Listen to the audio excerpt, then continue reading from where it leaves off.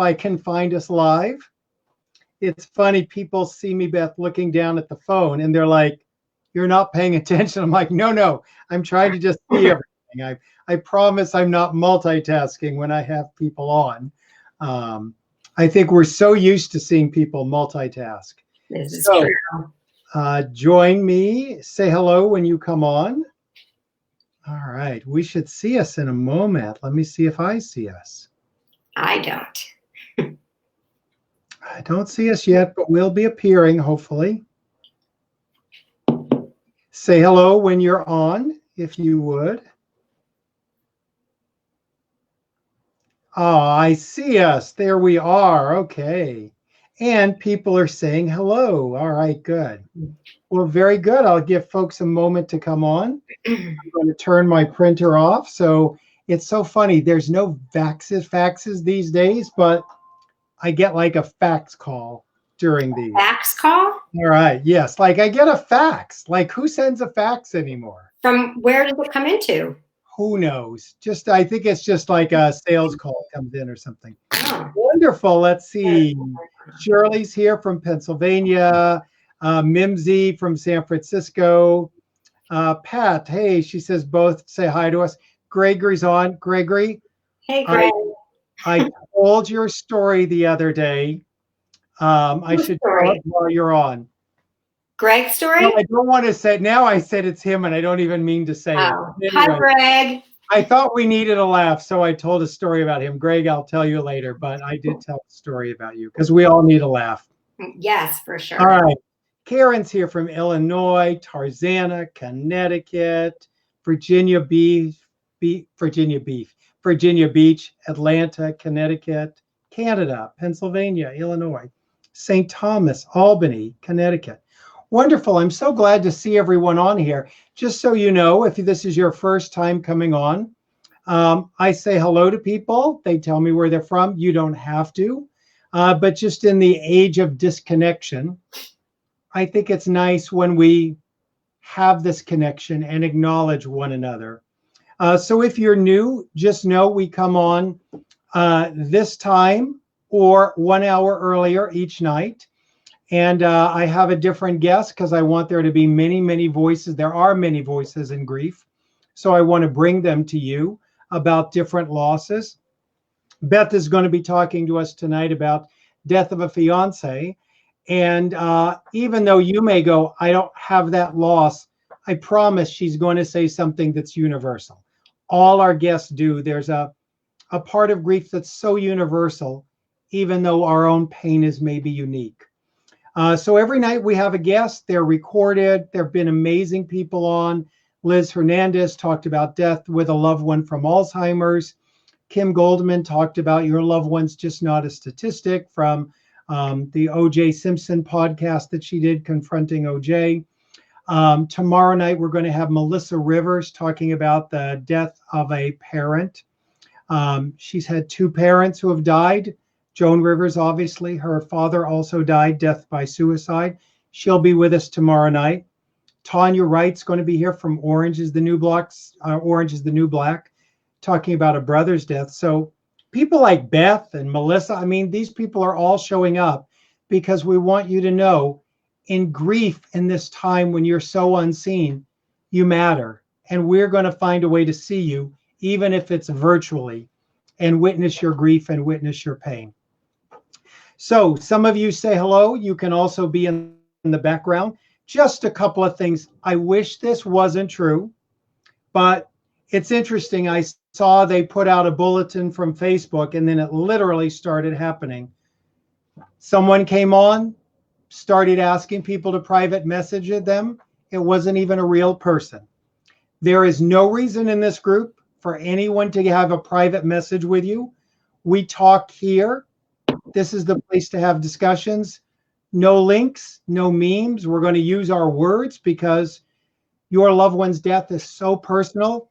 It deserves words, not a link here. Check out this meme. We're going to talk to one another.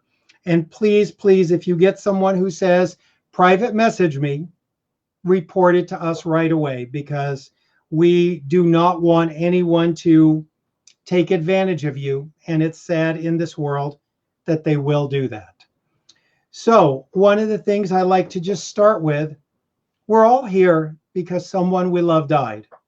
So if we could just take a moment of silence to send them love wherever they are, in our heart, in heaven. So join me if you would.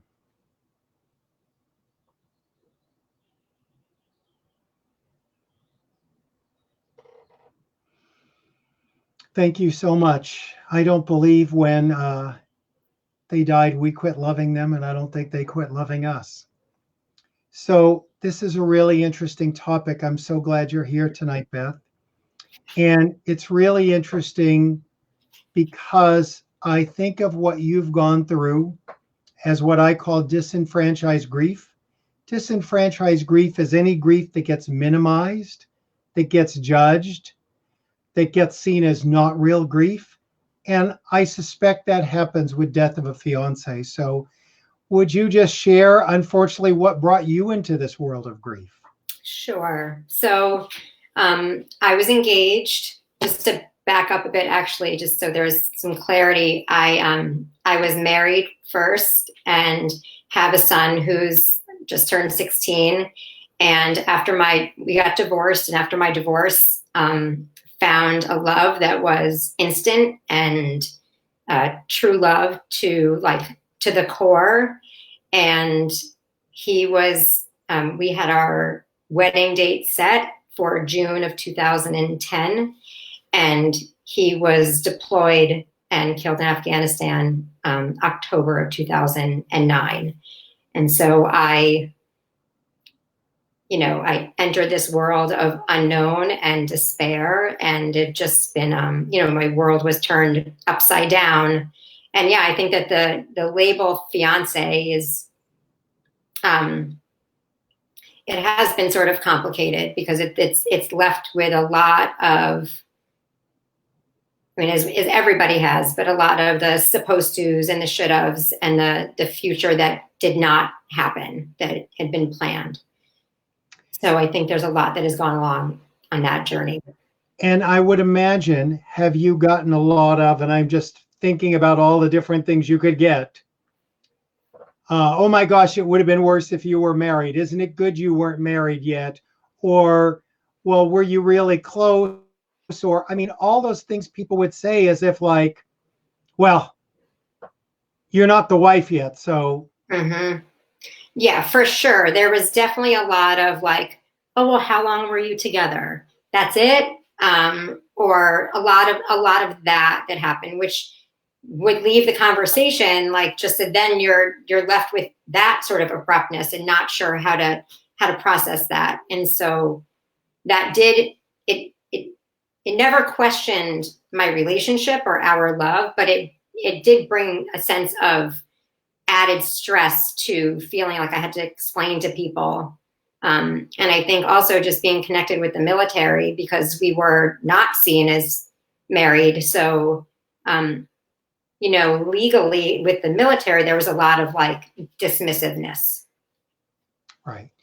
I would just imagine that you must feel at times a little less than seen, like a wife would be a legitimate widow. Mm-hmm. And you're sort of less than that. It did feel that way.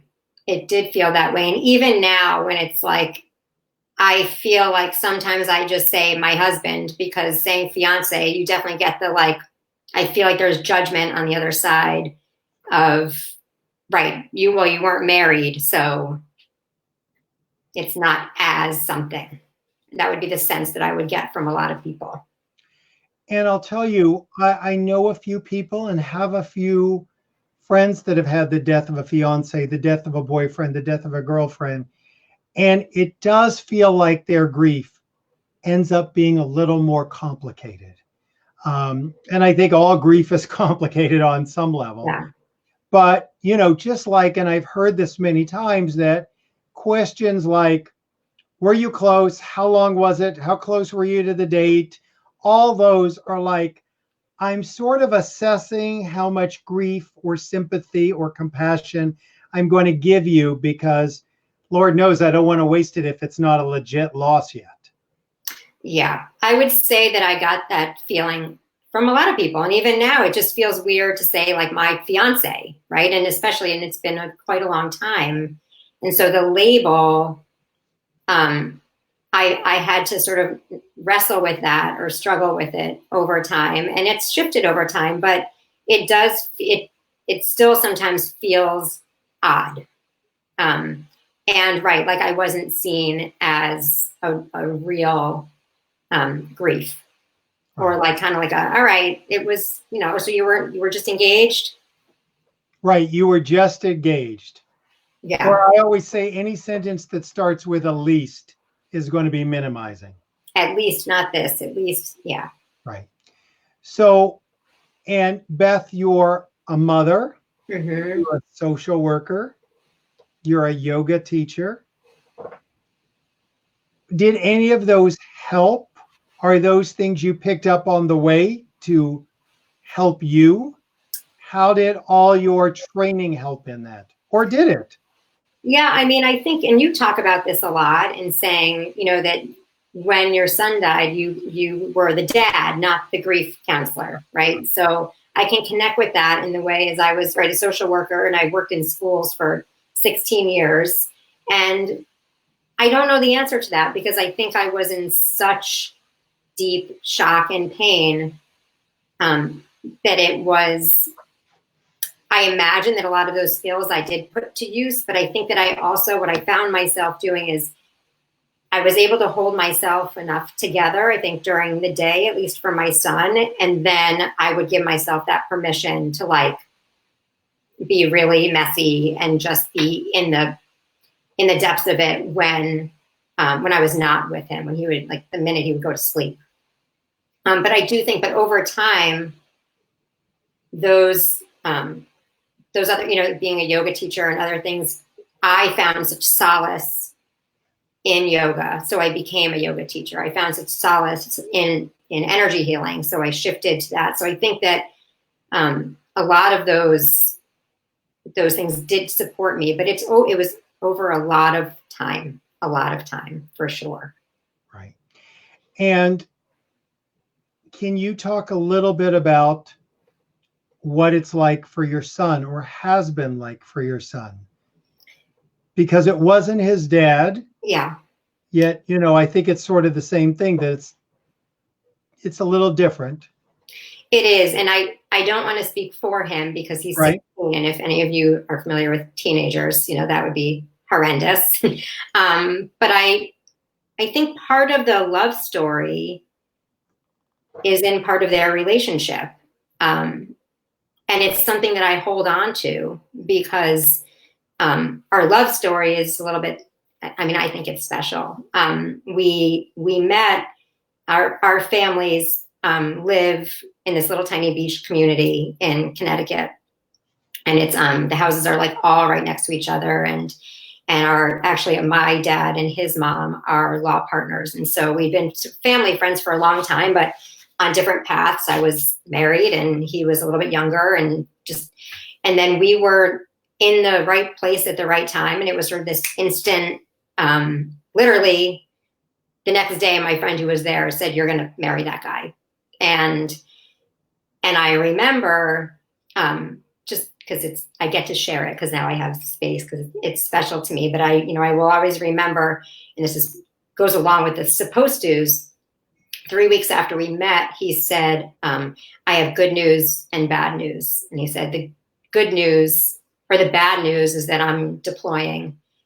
And the good news is that we're getting married next summer at the beach. And so, and then I remember when he and my son first spent time together, it was the same. It was just that same feeling of that instant you saw it. I remember we dropped him off at the airport and my son was 5 at the time and just crying. So it was just this like, okay, this is my family now. This is my family. This is what I have been waiting for my whole life. My dream always was like a mom and to serve people. I want to be a mom and I want to serve people. And what we had created, I had that. I had that for a short time. And so I don't know how I got off on that tangent, just to share that that's about my son. So I feel like I know what I witnessed when he was 5, and I know what I witnessed when he was 6 and 7. And as he's gotten older, I'd have to be really cognizant of like, whose sadness is this? Is it mine or is it his? And I felt like I just had to be very aware of that, because again, he has a dad who's really in his life, and super close with. And so, but you know, our families are still very close, mine and Ben's family. And, you know, I'm fortunate in the way that, you know, they introduced me as their daughter-in-law. And they see my son as a grandson, and it's unique in that realm. So I do feel in my little insular experience, they do see me as family. So I feel fortunate for that. So I have a few questions. Then in a little while, I'll tell people if they have some questions. So how long has it been? It's been almost 11 years. 11 years. Is that right? 2009? Where are we? Right? I couldn't tell you what day it is anymore. I put your story in my book, Finding Meaning. Mm-hmm. You've had challenges like anyone would imagine. Mm-hmm. We'll talk about what's in the book in a moment, but what would you say are challenges or obstacles you've had to sort of deal with in grieving fully and living fully? So after Ben died, I remember telling myself that people started using the word like legacy, right? And so I remember telling myself that the best legacy that I could leave is to live my best life, right? To be in a life of joy and love and service. And so that's what I kept telling myself. But that was really not so easy. And I think that the hardest part, I mean, there are so many hard parts, but important. That's important that like there's so many hard parts. Right. I don't know what to say first. I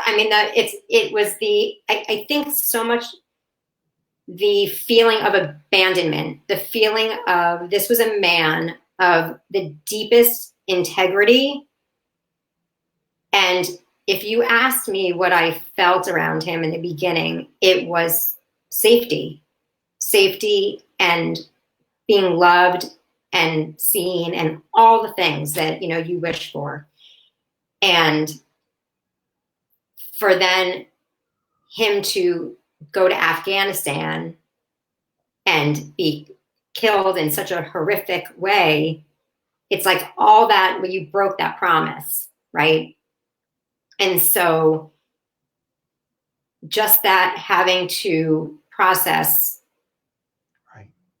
You know, I don't make a promise. And that's when you talk about even my son, like I would never make a promise of like, we just don't know what is to come. And the overwhelming, that feeling of abandonment and disappointment and expectations not being met are ones that really stuck in my body. Right. And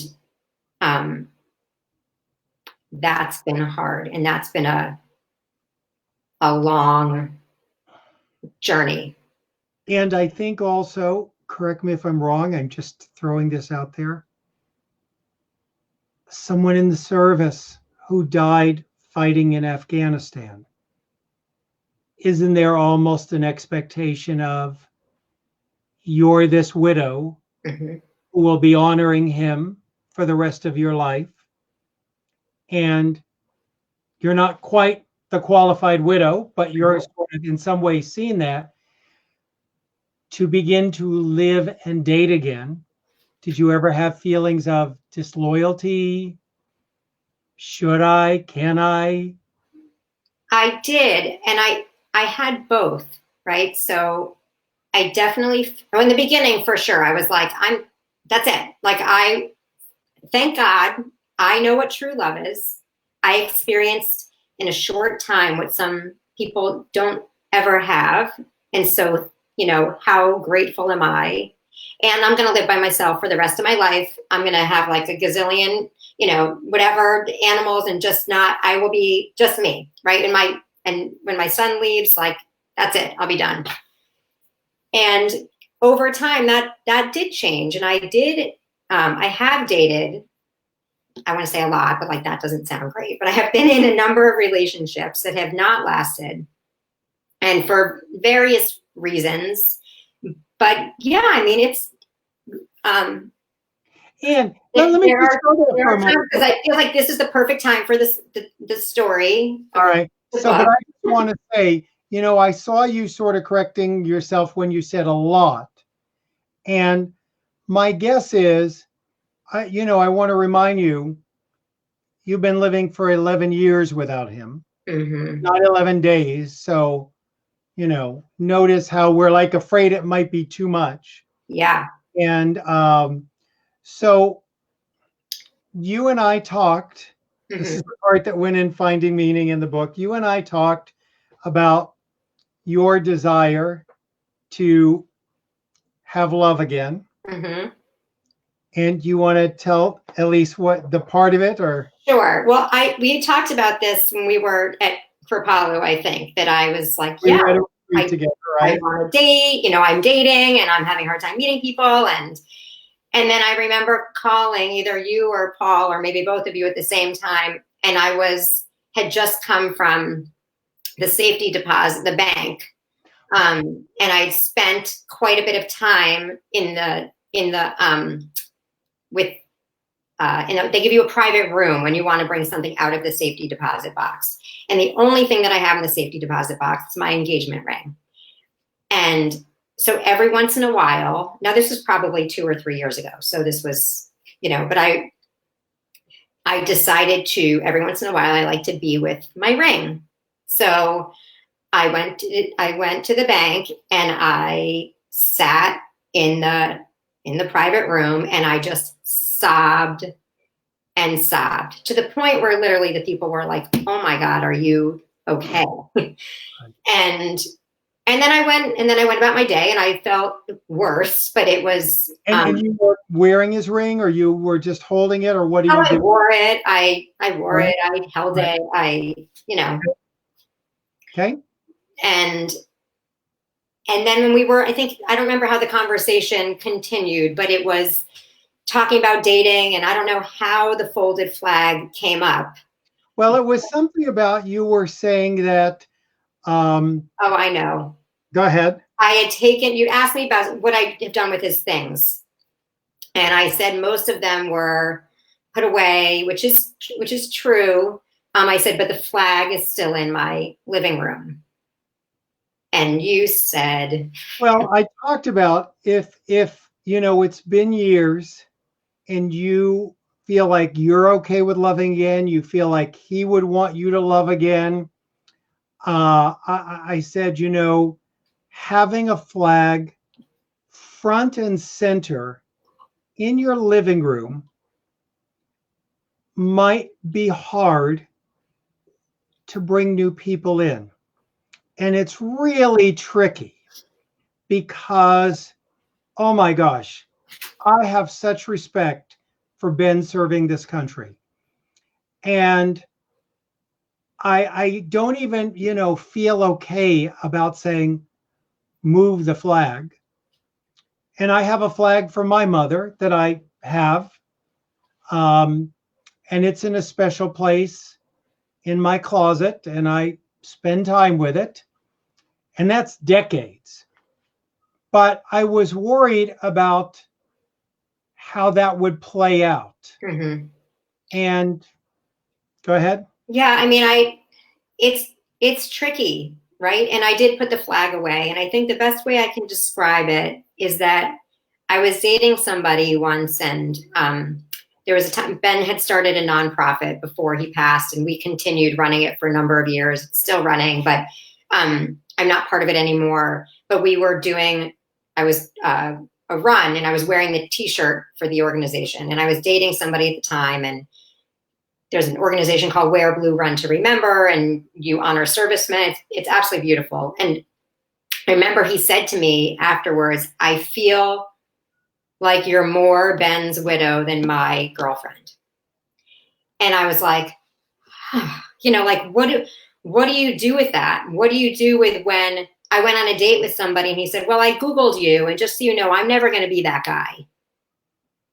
And it's like, well, what am I supposed to do with that? Right. So it's trying to process my own sadness that he's not my husband, and know that what I've sort of come up with in my heart is I'm ready for the next love of my life, or a different love in my life. And that's something that I've been. And sometimes when those decisions are so hard that it's been years, should you move a flag out of front and center in your living room, one of the things I might say is, and I did say this, can we get some wisdom from Ben? And what if tables had turned and it had gone the other way, and Ben was sitting there 9 or 11 years later alone with your memorabilia front and center, and a date walked in and saw all that? I said, what would you from the great beyond say to your fiance sitting there trying to date and find love again? And you said you would say, do you remember? I don't remember exactly what you I said. Oh, for goodness sakes, give a girl a chance. Like, really, you're going to make her sit there with stuff from me dying? And I that's over the years that has really changed. And I would love to just share, like, I remember the first guy that I dated, and I remember telling his parents about it. And they looked at me and they said, Beth, we're rooting for you. And that just touches me. His parents, yeah. They're like, Beth, we're rooting for you, And that always sits with me. And it's just, it's I don't know if there's a right or wrong answer, but I do keep wondering, it's a question that I'm always in, why hasn't somebody come into my life? And and I'm on I've been in like a very deep personal dive. My life has turned upside down. And so it's not, and what I can say is, while I haven't found love in a partner, I have found love in ways that above and beyond have come into my life. Just a self-healing and a self-love that has expanded. Right. Are you open to take questions if people want? Of course, yeah. All right, let's look at a few things here. Kathy says, I found love again after the death of my fiance. The dating game was difficult at first, and I was afraid to love again. Beth says, I don't know if I can ever move on again. I came from a divorce we both had. We both had our own kids and loved them all. No kids of our own together. We're so happy to find each other. Just feel like my chance finally for happiness is now gone. So I would like to say that the language I would ask, like, instead of saying moving on, I say moving through. Right. That helps me a little bit. And I can only speak for myself, but rather than I'm saying like I'm moving on from him, I can just say that I'm moving through. And we all have those different words that we find out, like mine is moving forward. Mm-hmm. Moving forward with my son's love. Katie says, you and Ben both value service and integrity so much. I love that you have continued to deepen your practices honoring him. Thank you. Vikram says, good morning from New Delhi. Glad to have you here from far away. Yeah. Deborah from Washington. Carolee says, a loss of any love is truly painful, engaged or married. Love is love. Yes, I agree. Susan says, I lost my fiance too after a 10-year relationship. What, why are fiancés men or women as if they are not considered a real death, a real loss? It's true that, Yeah, I definitely, went through a lot of guilt around what I didn't give him, right? Of like, he didn't get the gift of the wedding and I felt like there was a lot of guilt around that. And there was guilt in, he actually wanted to get married before he left. right. And I felt like, I don't know if that's the best idea for my son. Like to have us get married and then you leave, I felt like that would be really confusing for him. And so I've carried a lot of that guilt around that. But you didn't know he was going to die. Of course not, right? Hope Bagley says, oh my goodness, she says, my brother was diagnosed with the coronavirus today. I'm heartbroken. Hope, we're sending you lots and lots of love. She says, I'm sorry for the loss of your fiance. It's much sort of a name for loving fiance is as much of a name for loving someone as marriage. It's just the first part, not any less than the rest. It just grows. Thank you, Hope. Sending you much love. Chelsea says, I'm 31 years old and feel like my world has ended. I will never find love or a husband. The thought of being with someone else makes me nauseous. Chelsea, I would just ask before I sort of say anything, or Beth does, I'd love to know who died in your world and how long ago, if you wouldn't mind sharing that. Kimberly says, I lost my boyfriend 1 year tomorrow after 9 years together. I'm afraid I won't find love anymore.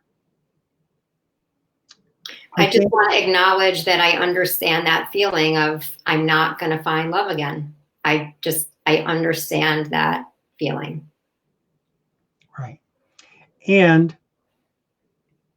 I think if you can, the way you and I did, ask if the tables were turned, what would you want for your loved one? Would you want your husband, wife, fiance to be alone for the rest of their lives? For me, that wouldn't be love. Mm-hmm. And I also think, it brings up questions of loyalty and disloyalty. So, for example, when I talk to spouses and I say to them, when they go dating again would be disloyal, I say to them, you actually completed your vows. Right. Your vows were till death do you part. You completed them. Death has happened. You didn't get the vows, and I don't know that you get that sense of completion that you did your part. Mm-hmm. You were with them and loved them till death do you part. And yet you were.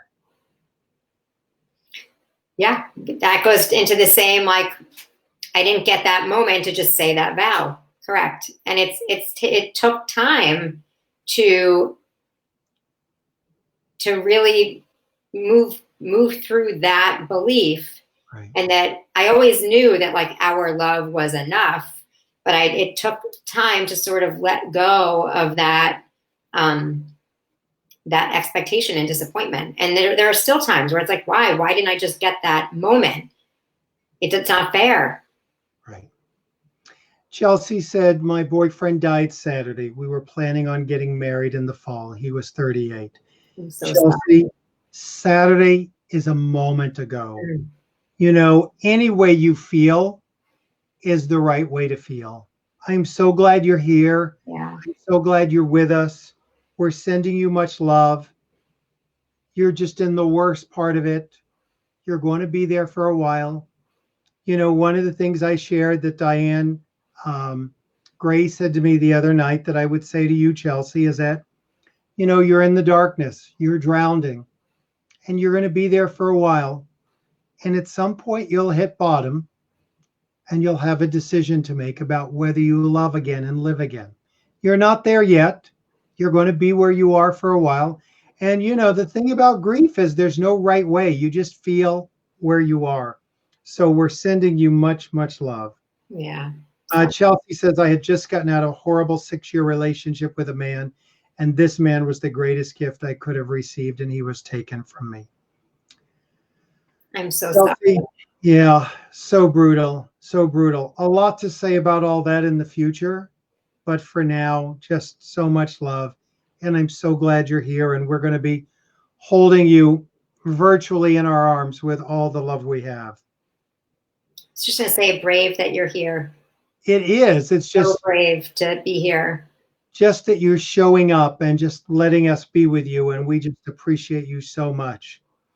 It's interesting, just the concept of time. I'd love to just touch on that a little bit, because there are people who are saying like Saturday and 11 years. And, I remember meeting widows like a year out, and in a group that I was part of, and they were maybe 4 or 5 years out. And I'm like, wow, why are they still here? And now here I am 11 years, and time is a really bizarre thing, because sometimes it's like, wow, 11 years has gone by. It's like a lifetime. And then I feel like it's 10 years that I haven't seen him. Oh my God. Like he has missed so much of what would have been. And so I know when I go down that hole, it's not good. It's not pretty. And I do let myself go there so I don't bypass the hard stuff. But it's time is a very bizarre concept, I find. Right. And I think we and society have judgments around time. Mm-hmm. When people say to me all the time, how long will I grieve? How long will I grieve? My response is always, how long are they going to be dead? Yeah. If they're going to be dead a long time, you're going to grieve a long time. Now, it doesn't mean you will always grieve with pain. My hope is that in time, people can grieve with more love. Chelsea, as if we couldn't love you more. Oh my gosh, Chelsea just said, thank you so much. It's even more difficult now. I'm a nurse on a corona floor at a hospital. Thank you for your support. Oh my gosh, Chelsea. Thank you. Thank you for being here. Yeah, thank you for keeping us safe, and thank you for saving all of us, Chelsea. I'm just so in awe of the nurses and doctors, and you're a social worker. We often forget about in the hospitals. The doctors and nurses are there, but so are the chaplains and the social workers and the nurses' aides and the lobotomists. I mean, there's so many people showing up now. I'd actually love to just share like a really, again, interesting, like connect the dots when you talk about the helpers. Ben signed up for the reserves August of 2001. September 9/11, I was a social worker and I was living in New York City, and I ended up working for the Red Cross, supporting families who were affected by 9/11 and supporting the families, needing services and getting them support. And it's so, when I look back and I think about the how things have connected, and then 8 years later, 2 men were knocking at my door because of a war that started 8 years previous. Right. And then there were people that were supporting me in that same realm of support due to terrorism. Right.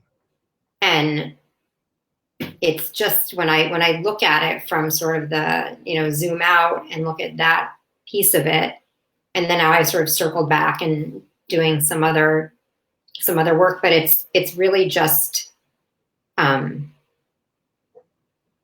it's a mystery. Right. And it's moved towards meaning, what you talk about a lot. So, all right, here's a question from Beth that she says, there's another Beth, there's a few Beth. Ah, Beth says, that's what I want to know. Are we widows, even though we didn't make it to the altar?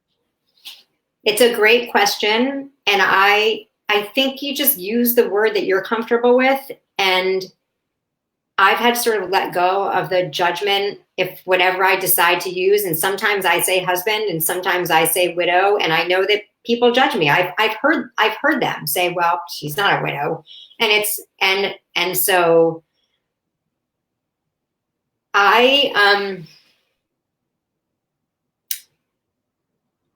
I just use what I feel comfortable with. And I feel like a lot of times when people have comments, and this is like a whole other piece, but it's like it is usually their issue with not knowing how to respond to your story or your grief. And the amount of time that I spent, either taking care of somebody else or explaining my situation, where I could have just been focusing on like, it's love. And if somebody has a problem with me saying husband, then, but that's time. So I feel like I change. There's so many things that I think people can relate, that everyone in grief has to come up with the wording they're comfortable with. Mm-hmm. And everyone else, what they think of it is really none of our business. I know it's easier said than done. Mm-hmm. But, the way I look at it is that parents have to deal with how many kids do you have when a child dies. Yeah. You have to deal with, are you widow? Are you fiance, husband? What is he? And you get to change it and you get to do whatever's right. I often say too, just another example, we get to decide this is our story and who deserves what when. I say if I'm in the checkout of a grocery, which isn't going to happen anymore, but if I'm in a checkout of a grocery in a long line and there's tons of people behind me and someone goes, how are the kids? That moment doesn't deserve the whole story. Mm-hmm. That moment I get to say, fine, thank you for asking. Mm-hmm. I'll fill you in sometime. A lot's gone on. Take care. In the same way, that you might be in a moment that doesn't deserve, well, I'm a fiance, but that, it might just be, I'm a widow, thank you, take care. I mean, it might just, that's right. All that moment might deserve. Yeah, and I think that's the word discernment comes to me, and I feel like that's discernment. When we're in a place of like deep grief, discerning how you're going to respond is not as easy. So I feel like the best advice I would give is do just what feels right in your heart and have compassion with yourself and say what you want, because it's your story. And if people are going to judge it, and again, I know that's easier said than done. This is, years of practice. But here's the thing, you're going to have another chance when somebody's going to ask you again. And if you want to say husband, you say husband. Sometimes I say, my beloved. Right. I think that's the thing is like, even each one of us, we don't know what to say. I mean, it really is trial and error. Mm-hmm. What another parent says, I have to really try it on. Cynthia says, my husband died suddenly on February 5th. No funeral or memorial. This all hit so fast. I'm an X-ray tech in a hospital, so I have so much to deal with too. So, Cynthia, oh my gosh, first of all, February 5th is like yesterday. And the idea that then you didn't have a funeral, a memorial because of COVID is heartbreaking. And just like I said before, people like X-ray techs, I mean, you are the heroes in this moment. And just, I think of the word bereaved. It's a word that comes from an old Latin word that means robbed. Cynthia, you've been robbed of a husband, robbed of a funeral, and now you're just in service to others. And our heart goes out to you, sending you so much love, and I'm glad you're here. Yeah. Pamela says, darn, I just got on. Will I be able to access this later? Yes, it'll be under videos or announcements. So I lost my fiance a few months before our wedding and really wanted to hear Beth speak. You will get to it's all recorded. Kim says, thank you, Beth. Love this. It does change. Sometimes it's best friend, husband, fiance, and I don't share with everyone. Carla says, exactly. It's our journey to share. Thank you for how you explain this too. Sammy says, we all have the power to tell our own stories. I love that people are just coming up with the different things that they do. Yeah, beautiful. Amanda, I just say love of my life because boyfriend seems so minor. I think there is something about boyfriend and girlfriends that like it almost doesn't work in adulthood. You know, it's like, I feel like my boyfriend or girlfriend, like, are you 16? So I don't think it holds all that it is. But it's love. And that's But it's really love. So Beth, I think in so many ways, Ben served his country, Mhm. and your loss has served our country too. So, I send you so much love in your journey. And as we talked before, I just know that from everything I've heard about Ben, he would want you to have a life of love, that you grieve fully and live fully. And I love and I'm inspired by watching you heal others. You're doing yoga and grief yoga and coaching people and so many things of service these days that it's really amazing. And a social worker, a counselor, and all that. So I just honor all that you've been through and honor who you are. And I'm so glad you're in my life. Hmm. Tell people how they can find you. Tell them about all the things you do. I do want to share that, but I also just want to, there's a lot of, I just want to touch on something that a lot of people say, like, they've been like grateful for certain experiences in their life that got them to a point, right? I don't ever imagine saying that I'm grateful for his death, ever. Right. What I can say though over time is that I've been to the darkest of the dark, right? The like, not knowing if I wanted to live anymore because of the pain. And I've been to the lightest of the light. And there is something in the middle, and it has taken connection and reaching out and showing up. And I think that like I just want people to know that there is both. There is the dark and then there is the light, and it does take time to practice and to see all of that. And I'm not grateful ever that I don't get to spend this life with him, but I am grateful that I feel like I can speak more from the wisdom than the pain this many years out. And anybody who I trusted who would be like, Beth, why don't you try this? Or how about this? Yes, sign me up. I'll go, I'll do this, I'll do that. I'll do anything that will make me feel better.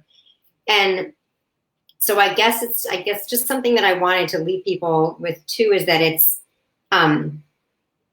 just hold on and ask for help. And there is always somebody there, even when it feels like there is not, and to just be as kind as you can to yourself, because this is, it is, you feel like I felt like I had been broken. And it's sort of this like fall apart, put back together, fall apart, put back together. But I just, I love that. Speak from the wisdom more than the pain, that you've learned to do that, to speak from your wisdom more than your pain. That's beautiful. All right. How can people find you in the world? How can people find me in the world? So BethSegaloff.com is my website. As I sort of was saying before, people would suggest different things to try for healing. And so I started receiving energy work, and that like made enormous shifts. So I became a Reiki master, and I found yoga again, but yoga as a way to, I I don't know how many yogis are out here. If you're not into yoga, I also am an athlete. So I went to yoga to stretch, really. And what happened on the mat is I cried and I cried and I cried and I cried. And it was the first time that I allowed myself to just be. And I felt held in that space. And so I decided to become a yoga teacher. And really what and then I decided to go through a coaching program because, again, I was doing all these different things like walking on broken glass and walking on fire. So I became a certified fire walk instructor and a board break and glass walks and all different things to just, again, get through the pain to something else. And of course, if you don't know, I teach grief yoga. It was created by Paul Denniston, and that has been like just one of the most profound healing experiences. And really my intention overall is to just meet people exactly where they are, let you be seen, to be held, to be in a safe place, whether it's through, I work with people one-on-one, Right. teaching. Tell us the website again. Oh, sorry, BethSegaloff.com. Great. Thank you so much. You are like just a gift to the world. And I love, when you talk about all the things you do, we're not one-dimensional. And I love that you have found so many dimensions of your healing and helping to heal others. Thank you for being on, Beth. I so appreciate you and appreciate you sharing. Thank you so much. Thank you, everybody, for being here. So one of the things that I think is really important that Beth said, and I think carries us through is, there's not just the darkness, there's also the light. So I ask that people, when they share here on this site, and this site is for people who are feeling alone in their grief, have been shut out from their grief groups, or looking for just extra support, had a recent loss, struggling with an old loss. There's no right way. We're not here to fix anyone because we don't think you are broken. We think you're in grief. And this is a natural feeling we all have, and we seek out one another because the outside world doesn't always understand. I'm on every day at 1 p.m. Pacific time.